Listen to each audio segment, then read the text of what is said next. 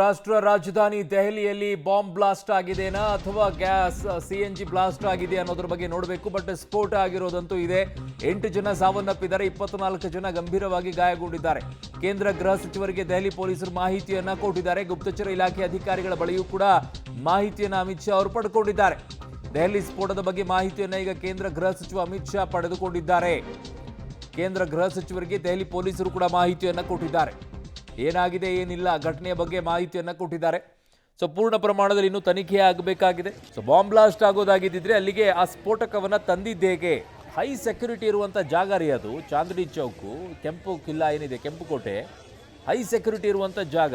ಅಲ್ಲಿಗೆ ಈ ಸ್ಫೋಟಕ ಹೇಗೆ ಬಂತು ಅನ್ನುವಂಥ ಪ್ರಶ್ನೆ ಉದ್ಭವ ಆಗುತ್ತೆ.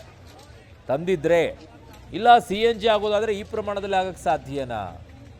ಗೊತ್ತಿಲ್ಲ. ಈಗ ಅಗ್ನಿಶಾಮಕ ದಳದವರು ಕೂಡ ಈ ಬಗ್ಗೆ ಪ್ರಾಥಮಿಕವಾಗಿ ತನಿಖೆಯನ್ನು ಮಾಡ್ಕೊಂಡಿರ್ತಾರೆ. ಅದು ಸ್ಫೋಟ ಏನು ಅನ್ನೋದು ಗೊತ್ತಾಗಿರುತ್ತೆ. ಬೆಂಕಿ ನಂದಿಸಿದ ತಕ್ಷಣ ಅಗ್ನಿಶಾಮಕ ದಳದವ್ರಿಗೆ ಗೊತ್ತಾಗುತ್ತೆ ಯಾಕೆ ಈ ಬೆಂಕಿ ಹತ್ಕೊಂಡಿತ್ತು, ಏನಾಯಿತು ಅಂತ ಹೇಳಿ.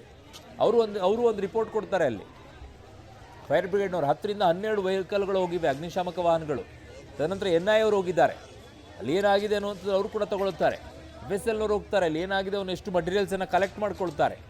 ಯಾವುದು ಸ್ಫೋಟ ಇದು ಏನು ಅನ್ನೋದನ್ನು ಪತ್ತೆ ಹಚ್ಚಬೇಕು. IDನಾ ಇಲ್ಲ CNGದಾ ಇಲ್ಲ ಬೇರೆ ಏನಾದರೂ ಸ್ಫೋಟಕ ಇಟ್ಕೊಂಡು ಬ್ಲಾಸ್ಟ್ ಮಾಡಿದ್ದ ಅಲ್ಲಿ, ಇವೆಲ್ಲವೂ ಕೂಡ ತನಿಖೆ ಆಗಬೇಕಾಗಿದೆ ಈಗ.